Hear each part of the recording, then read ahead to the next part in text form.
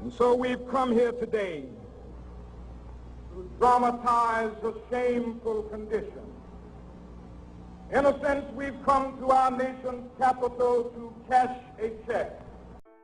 It was one of the most extraordinary, exciting, positive days in the history of the United States of America. 250,000 people, probably more, came to Washington to march, to make a statement, to say to the country, we're changing. It was a second declaration of independence. So I learned about it as a student, and as I asked questions about the March on Washington and what its significance was and the purpose and so forth, I found out that I could not only learn more about it from school, but also relatives and my parents and grandparents and people in my family, unlike other historical events, had firsthand experience and impressions and reactions. The significance of that march is that it raised the consciousness of the inequality to the nation. And that is what still is being felt today. The multicultural aspect of that march, I believe, validated the cause without question. Because it wasn't just one people, it was all the people crying out for justice. I was in high school in England at the time of the march. Coming from a different country, it had a profound effect on internationally. And to see a peaceful march in Washington was in direct contrast to the violence of how the Freedom Riders were treated. And that itself was pretty profound, and to see the number of people and the fact that although predominantly African American, there were many races in that group. Having said that, I think the most profound thing that I remember was not the march itself, but Dr. King's speech at the end. That was a piece of oratory that I think touched everybody, no matter what your race, no matter what country you were from. His I Have a Dream speech will always be one of the great speeches in human history. That speech that Martin Luther King made, that brought everybody down to their knees, and he hadn't prepared that speech for that time. He saw that crowd, that massive crowd, and he just let loose, man, and brought in all those biblical things and all those social things, and brought it down to where people could understand what he was talking about, having a bank that went bankrupt and all that kind of stuff, And my God, I sat there, all of almost 12 years of age, enraptured by a person who could paint pictures in my mind with his words. I have a dream that on the red hills of Georgia, the sons of former slaves and the sons of former slave owners will one day sit at the table of brotherhood. I could remember seeing things in my mind. We turned on our little tiny black and white TVs, and there was Dr. King.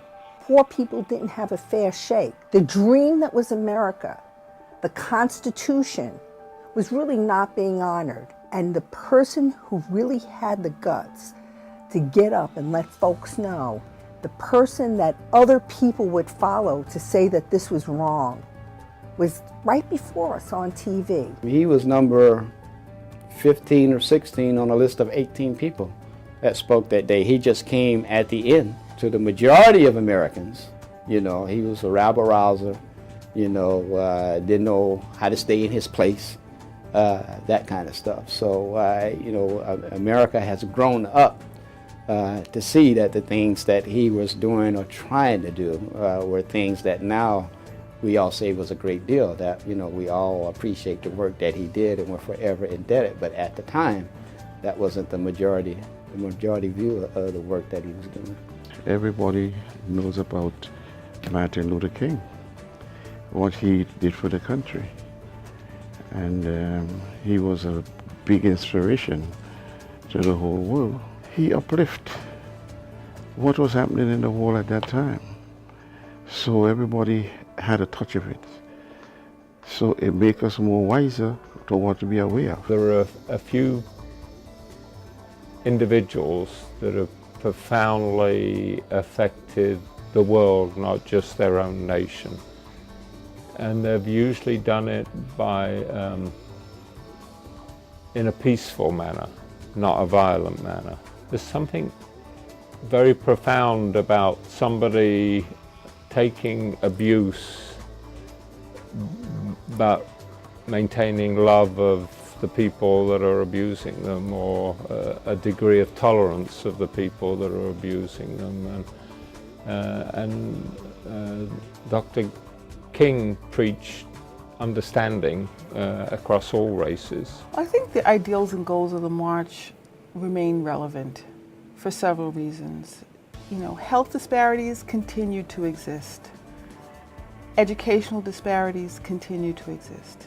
Employment disparities continue to exist. Salary inequities are pervasive. The overt acts and behaviors of racial discrimination has been addressed and has been, in most cases, removed in society, like the classifications of white and black bathrooms in the South.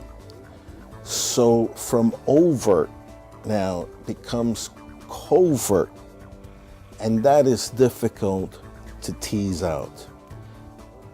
So if you were to ask me, has it been solved? No, not by a long shot. Has it been, is it continually, does it require continual focus and to address these things? Yes. We still have a way to go in terms of true equality.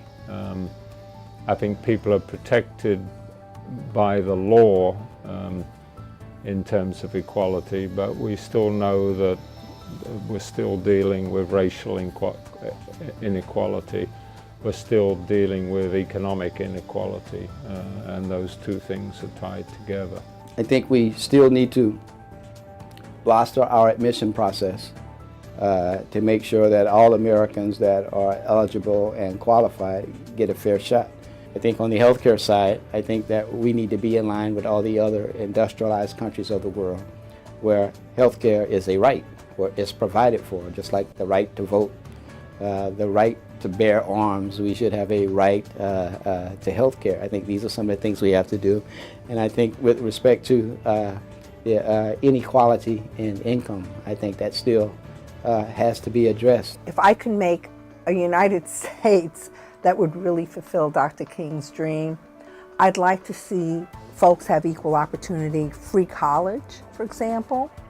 Not only have educational opportunities that would include higher education, I would like to see us train our children to not only have respect for each other, but train them in a way that enables them to be gainfully employed. And I think we need to have a high quality health system that has access. To me, the answer is giving all people equal opportunity in terms of a good education. So what can be done? I think education is paramount. I think rules, regulations, and policies reinforce, the expectations that we adhere to certain or openness and fairness. But education is very, very important at every level, from family level, community level, social level, in educational institutions, encouraging and requiring the people to focus more on, or focus on the content of the character, the qualities, the preparation, the things that are really important, as opposed to the appearances and race or ethnicity of an individual. I think the American dream is exactly what Dr. King was speaking of. The fact that everybody has a right. That everybody has a right to shoot for the moon. And everybody has the right to enjoy life to the fullest and the right to try. And my concern is that we're forgetting and we're not telling the stories, of one of the greatest people in the history of this country who had an enormous effect upon so many, both people of color and non-color, and changed our world and our country in enormous ways. And the next generation, with no doubt, will be an even better one than it is today. Because I have a dream that my 4 little children will one day live in a nation where they will not be judged by the color of their skin, but by the content of their character. I have a dream today